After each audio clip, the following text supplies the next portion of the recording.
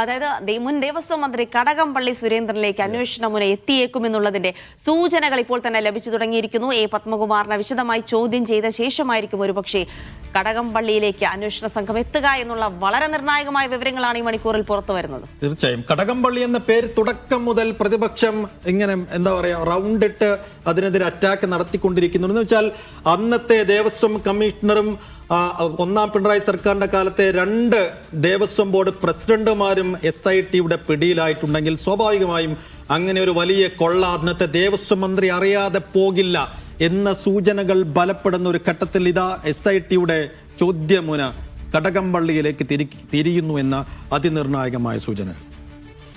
ശരി, അതിന് വിശദാംശങ്ങൾ നൽകാൻ സിജോ ബി ജോൺ ഒരിക്കൽ കൂടി. സിജോ, കടകംപള്ളിയിലേക്ക് എത്താൻ പാകത്തിൽ പ്രധാനപ്പെട്ട ചില മൊഴികൾ ഈ പത്മകുമാറിൽ നിന്നോ മുരാരി ബാബുവിൽ നിന്നോ ലഭിച്ചതായുള്ള സൂചനകൾ ഇപ്പോൾ നമുക്കുണ്ടോ?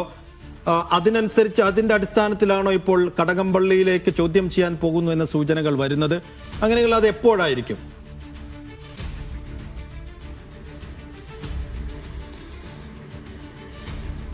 അത്തരത്തിലുള്ള മൊഴി അന്വേഷണ സംഘത്തിന് ലഭിച്ചിട്ടുണ്ട്.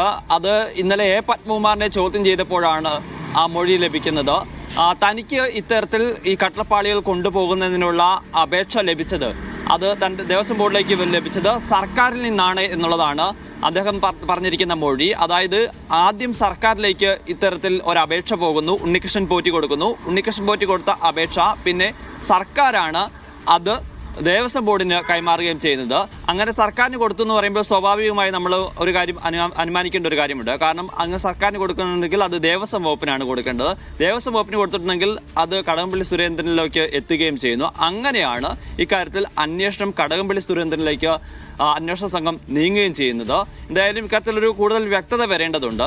ഇതിൽ നിന്ന് രക്ഷപ്പെടാൻ വേണ്ടിയിട്ട് എ പത്മകുമാർ അങ്ങനെ ഒരു മാർഗം പറഞ്ഞതാണ് എന്നുള്ള കാര്യം അന്വേഷണ സംഘത്തിന് ഉണ്ട് താനും. അതുകൊണ്ടാണ് ഇക്കാര്യത്തിൽ വിശദമായ അന്വേഷണത്തിലേക്ക് സംഘം കടക്കുകയും ചെയ്യുന്നത്. എന്തായാലും ഇപ്പോൾ പ്രാഥമികമായ ചോദ്യം ചെയ്യൽ മാത്രമാണ് പൂർത്തിയായിരിക്കുന്നത്. തിങ്കളാഴ്ചയോടുകൂടി എ പത്മകുമാറിനെ വിശദമായി ചോദ്യം ചെയ്യാൻ വേണ്ടി അന്വേഷണ സംഘം കസ്റ്റഡിയിലെടുക്കും. അതിനുശേഷം ആ ചോദ്യം ചെയ്യൽ ചെയ്യും. അപ്പോഴൊരു ക്ലാരിറ്റി വരും.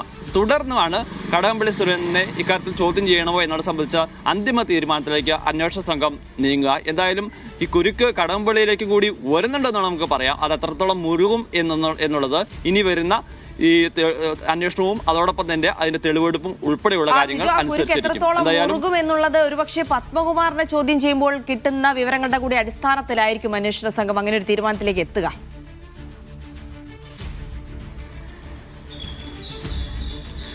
അതെ, ഇപ്പോൾ പ്രാഥമികമായ മൊഴി മാത്രമാണ് ലഭിച്ചിരിക്കുന്നത്. ആ മൊഴിയിലാണ് പറഞ്ഞിരിക്കുന്നത് സർക്കാരിന് ലഭിച്ചിരിക്കുന്ന അപേക്ഷ ദേവസ്വം ബോർഡിന് നൽകിയിരിക്കുന്നു. അതിൽ ഉദ്യോഗസ്ഥർ തുടർ നടപടി എടുക്കുകയാണ് ചെയ്തത്. താൻ അതിനെക്കുറിച്ച് അറിഞ്ഞിരുന്നില്ല. അത് ഉദ്യോഗസ്ഥരുടെ ഭാഗത്തുനിന്നുണ്ടായ മാത്രം വീഴ്ചയാണ്. ഏതെങ്കിലും തരത്തിൽ ഇതൊരു കൊള്ളയുടെ ഭാഗമാണ് എന്ന് അറിഞ്ഞിരുന്നെങ്കിൽ താൻ ഇതിനൊന്നും കൂട്ടു നിൽക്കുന്നുണ്ടായിരുന്നില്ല, ഒരു തുടർ നടപടിയും സ്വീകരിക്കുന്നുണ്ടായിരുന്നില്ല എന്നുള്ളതാണ് പത്മകുമാർ പറയുന്നത്. അപ്പോഴും പത്മകുമാർ പറയുന്ന പ്രധാനപ്പെട്ട കാര്യം എന്ന് പറയുന്നത് സർക്കാരിന് ലഭിച്ചിരിക്കുന്ന അപേക്ഷ തൻ്റെ അടുത്തോട്ട് വന്നു എന്നുള്ളതാണ്. ഇതുമായി ബന്ധപ്പെട്ട് നേരത്തെയും ചില പരാമർശങ്ങൾ ഉണ്ടായിരുന്നു എന്നുള്ളതാണ് ഞാൻ മനസ്സിലാക്കുന്നത്. അന്ന് എ പത്മകുമാർ തന്നെ നേരത്തെ മാധ്യമങ്ങളോട് സൂചിപ്പിച്ചിട്ടുണ്ട്. എ പത്മകുമാറാണ് ഉണ്ണികൃഷ്ണൻ പോറ്റിയാണെന്നുള്ള ഒരു ക്ലാരിറ്റി വരേണ്ടത്. 2 തരത്തിലുള്ള അപേക്ഷ കൊടുത്തിട്ടുണ്ടോ എന്നുള്ള സംബന്ധിച്ച വിവരങ്ങൾ നേരത്തെ വന്നിട്ടുണ്ട്. ഒന്ന് സർക്കാരിന് കൊടുത്തിരുന്ന അറിയേണ്ട ദേവസ്വം ബോർഡ് കൊടുത്തതായി വിവരം വരുന്നുണ്ട്. അങ്ങനെയാണെന്നുണ്ടെങ്കിൽ ദേവസ്വം ബോർഡിന് എന്തായാലും അപേക്ഷ വന്നിട്ടുണ്ട്. അതല്ല, അതിന് മുമ്പേ തന്നെ ഇത്തരത്തിൽ ദേവസ്വം വകുപ്പ് മന്ത്രിക്ക് വന്ന അല്ലെങ്കിൽ ദേവസ്വം ബോർഡിന് വന്നിരിക്കുന്ന ആ അപേക്ഷയിലാണ് തുടർ നടപടി സ്വീകരിച്ചിരുന്നെങ്കിൽ അതിന്റെ ഉത്തരവാദിത്വം എന്തായാലും സ്വാഭാവികമായും അന്നത്തെ ദേവസ്വം വകുപ്പ് മന്ത്രി കടകംപള്ളി സുരേന്ദ്രനും പറയേണ്ടി വരും. അത് തന്നെയാണ് ഇപ്പോൾ കോൺഗ്രസും മറ്റ് പ്രതിപക്ഷ പാർട്ടികളും ഒക്കെ ആവർത്തിച്ച് പറയുന്നത്. ഇതിന്റെ ഉത്തരവാദിത്വം ആ ഉദ്യോഗസ്ഥരിലോ അതല്ല എന്നുണ്ടെങ്കിൽ അന്നത്തെ ദേവസ്വം ബോർഡ് മെമ്പേഴ്സിലോ ദേവസ്വം ബോർഡ് പ്രസിഡന്റിലോ മാത്രം ഒതുങ്ങി നിൽക്കുന്നില്ല. അതിനു മുകളിലേക്ക് സർക്കാരിൻ്റെയും CPM-ൻ്റെയും ഒക്കെ ഉന്നതരിലേക്ക് ഇതിന്റെ തട്ടിപ്പ് പോയിട്ടുണ്ട്. അതിന്റെ വേരുകളിലെ കുറിച്ച് അന്വേഷണം വേണമെന്നുള്ളതാണ്. എന്തായാലും അക്കാര്യത്തിലേക്ക് ഒരു തീരുമാനം വരുന്നത് പത്മകുമാറിനെ വിശദമായി ചോദ്യം ചെയ്തതിനു ശേഷമായിരിക്കും. അതിനെന്തായാലും തിങ്കളാഴ്ചയോടുകൂടി കടകംപള്ളിയുടെ ഇൻവോൾവ്മെന്റ് വളരെ ഡീപ്പായി SIT അന്വേഷിക്കുന്നുണ്ടെങ്കിൽ പത്മകുമാറിൽ നിന്ന് തെളിവുകൾ മൊഴിയെടുക്കണം. അതിനൊപ്പം തന്നെ പ്രധാനമല്ലേ പോറ്റിയിൽ നിന്നുള്ള തെളിവെടുപ്പ്? എന്ന് വെച്ചാൽ പോറ്റി ഈ അപേക്ഷ കൊടുത്തത് ആർക്കാണ് എന്ന് വെച്ചാൽ പത്മകുമാറിനാണോ ദേവസ്വം വകുപ്പിന് തന്നെ കൊടുത്തോ? കടകംപള്ളിയെ നേരിട്ട് പോയി കണ്ടോ? ആ അർത്ഥത്തിൽ കടകംപള്ളിയിലേക്ക് അന്വേഷണം പോകുന്നുണ്ടെങ്കിൽ പോറ്റിയിൽ നിന്ന് നേരത്തെ തന്നെ മൊഴിയെടുത്ത് കാണുമോ, അതോ ഇനി പുതുതായി പോറ്റിയിൽ നിന്ന് കുറെ കൂടി മൊഴികൾ എടുക്കാൻ സാധ്യതയുണ്ടോ? തീർച്ചയായും ഉണ്ണികൃഷ്ണൻ പോറ്റിയിൽ നിന്ന് ഇക്കാര്യത്തിൽ കൂടുതൽ മൊഴികൾ എടുക്കാനുള്ള ഒരു സാധ്യതയുണ്ട്. പ്രാഥമിക ഘട്ടത്തിൽ അത്തരം കാര്യങ്ങളിലേക്ക് അന്വേഷണ സംഘം കൂടുതൽ പോയിരുന്നില്ല. കാരണം ഉദ്യോഗസ്ഥ തലത്തിലുള്ള ബന്ധങ്ങളെക്കുറിച്ചും അവിടെ നടന്ന അട്ടിമറിയെക്കുറിച്ചും ഗൂഢാലോചനയെക്കുറിച്ചും അതിനുശേഷമാണ് ദേവസ്വം ബോർഡ് അംഗങ്ങളും പത്മകുമാർ അടക്കമുള്ള ആളുകളുടെ പങ്കിനെക്കുറിച്ചും ഒക്കെ വരുന്നത്. അങ്ങനെ ഈ ഒരു ഘട്ടത്തിൽ എത്തിയ ശേഷം മാത്രമാണുള്ളത്. എന്തായാലും കുറച്ചുകൂടി ക്ലാരിറ്റി ഇക്കാര്യത്തിൽ ആവശ്യമുണ്ട്.